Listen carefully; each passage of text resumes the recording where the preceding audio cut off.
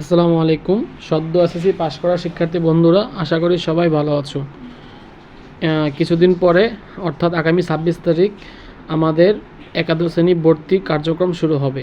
মানে এবারের ভর্তি কার্যক্রমটা আমাদের অনলাইনে হবে। এবার না, গত কয়েক বছর ধরে আমাদের এভাবে হচ্ছে। তো অনলাইনে ভর্তি কার্যক্রম হওয়ার কারণে আমাদের সবার মনে একটা কমন প্রশ্ন জাগে যে ভাইয়া এই কলেজে ভর্তি হতে কত পয়েন্ট লাগে, ওই কলেজে ভর্তি হতে কত পয়েন্ট লাগে। তাদের জন্য আজকের এই ভিডিওটি। আজকের ভিডিওতে আমরা জানতে পারবো কোন কলেজে ভর্তি হতে কত পয়েন্ট লাগে। এটা সমগ্র বাংলাদেশের সমস্ত বোর্ডের যত প্রকার কলেজ আছে সব কলেজের পয়েন্ট লিস্ট নিয়ে আজকের ভিডিওটি নিব।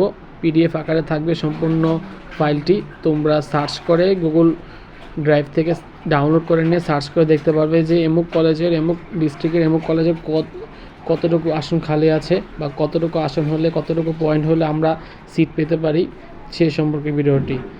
সো ভিডিওটি স্কিপ না করে সম্পূর্ণ দেখো, এবং কোনো প্রশ্ন থাকলে আমাকে ফেসবুক পেজে অথবা পার্সোনাল ফেসবুক প্রোফাইলে মেসেজ করতে পারো।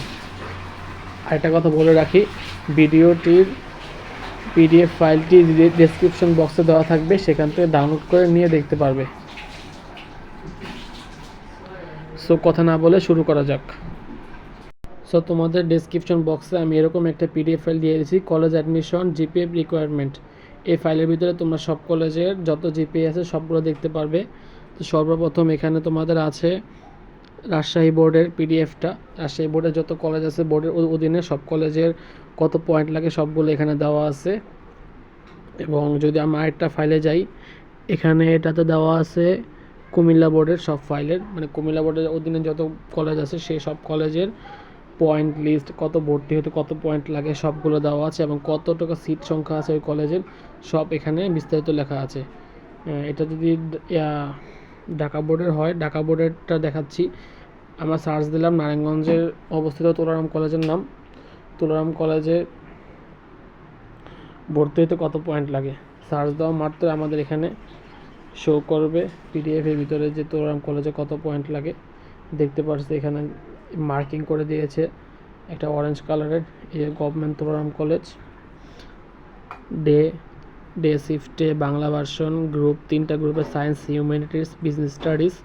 সায়েন্সের সিট খালি আছে 563টি, হিউম্যান 710, কমার্সে 1503টি। ভর্তি হইতে পয়েন্ট লাগে 3 পয়েন্ট।